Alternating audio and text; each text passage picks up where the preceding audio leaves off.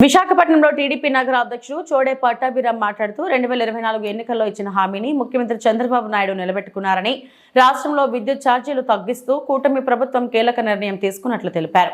Trap ఛార్జీల భారాన్ని ప్రజలపై వేయకుండా దాదాపు 4,500 కోట్ల ప్రభుత్వం భరిస్తుందన్నారు. దీంతో యూనిట్కు సగటున 13 పైసల మేర విద్యుత్ ఛార్జీలు తగ్గనున్నాయని పేర్కొన్నారు. వైసీపీ పాలనలో 9 సార్లు విద్యుత్ ఛార్జీలు పెంచి 32,000 కోట్ల భారం ప్రజలపై మోపారని, విద్యుత్ రంగాన్ని అప్పుల పాలు చేశారని ఆరోపించారు. ఇక కూటమి ప్రభుత్వం అధిక ధరలకు విద్యుత్ కొనుగోలు చేయకుండా ఖర్చులు తగ్గించిందని చెప్పారు. అలాగే ఆక్వా రైతులకు యూనిట్ ఛార్జీని 3.50 నుంచి 1.50కి తగ్గించి సహాయం అందిస్తున్నామని వివరించారు.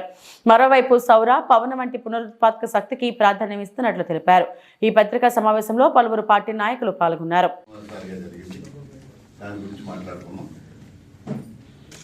చంద్రబాబు నాయుడు గారు ఎప్పుడు కూడా విద్యుత్ ఛార్జీలు పెరగకుండా అనేక చర్యలు తీసుకున్నారు. లాస్ట్ గవర్నమెంట్ 14 to 19లో కూడా నాకు తెలిసి ఒక్కసారి కూడా విద్యుత్ ఛార్జీలు అనేవి పెరగకుండా ఆయన చెప్పారు, మేలైన విద్యుత్తుని ఇస్తాం, ఇంటరప్ట్ కాకుండా. విద్యుత్ కోతలు కూడా లాస్ట్ టైం 14-19లో ఒక్కసారి విద్యుత్ అనేది కోతలు లేవు. యాక్చువల్ గా ఇక్కడ మనకి ఏదైతే ఈ ఇంట్లో ఉండేవి అవి కూడా తీసేశారు. ఏది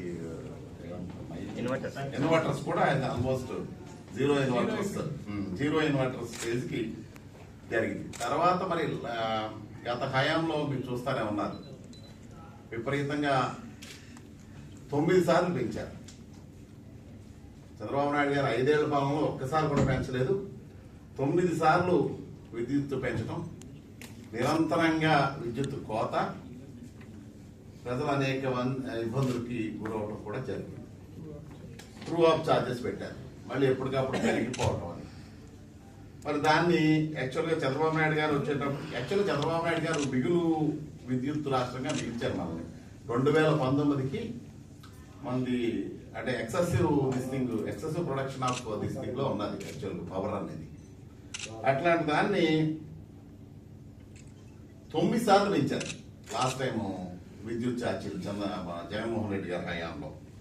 మరి ఇష్టం వచ్చిన రేట్లు పెంచేసేసి కమిషన్లకు కక్కుర్తిపడి విద్యుత్తులు కొనడం కూడా జరిగింది. ఇప్పుడు మళ్ళీ 2024లో నిర్వీర్యం అయిపోయిన ఈ వ్యవస్థను గాడిపట్టడానికి అనేకమైన చర్యల్ని ఈ కూటమి ప్రభుత్వం చంద్రబాబు నాయుడు గారి అధ్యక్షతన తీసుకోవడం మీ అందరికీ తెలిసిన విషయం. మళ్ళీ ఇప్పుడు చెప్పారు, ఎన్నికల సమయంలో కూడా మళ్ళీ విద్యుత్తును పెంచాము అని చెప్పేసి.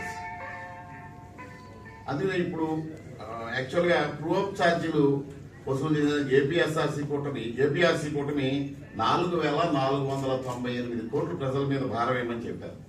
చెప్తే అది స్టేట్ గవర్నమెంట్ నారా చంద్రబాబు నాయుడు గారు ఏం చెప్పారు, అది ప్రభుత్వమే పరిస్థితి, ప్రజల మీద భారం వెయ్యము అని ఆ విధంగా చర్యలు తీసుకోవడం జరిగింది. తర్వాత యాక్చువల్గా విద్యుత్ ఛార్జీలు ఇప్పుడు కొంటున్నది 13 పైసలు తగ్గించారు. యాక్చువల్ 13 పైసలు ఈ కూటమి ప్రభుత్వంలో 13 పైసలు తగ్గింది.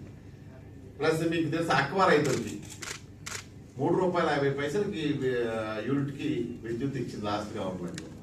మనము రూపాయన్నరకి విద్యుత్ సప్లై చేస్తున్నాం మన కూటమి దీంట్లో. ప్లస్ ఆ రోజున ₹5.19కి యూనిట్ విద్యుత్ కొనుగోలు చేశారు జగన్ గవర్నమెంట్ లో. ₹4.70కి మాత్రమే మనం తీసుకుంటాము ఇప్పుడు.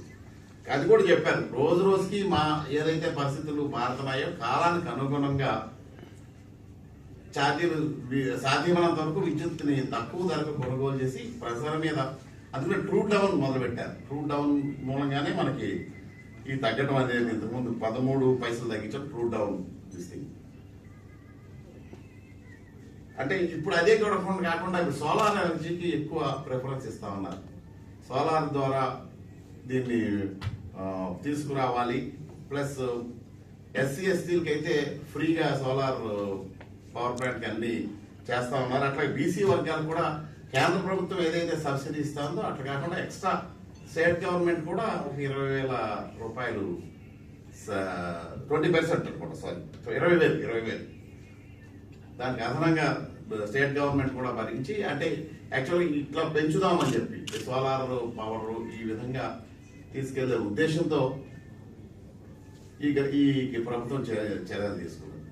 ఏ విధంగా చూసినా ఆ రోజుని విద్యుత్ రాష్ట్రం అంటే ఆంధ్రప్రదేశ్ 2014 మళ్ళీ ఆ విధంగానే ఆ రోజులు పునరావృతం కాబట్టి దారుణమైన పరిస్థితుల్లో గగ్గోలు పెట్టారు విద్యుత్ గురించి.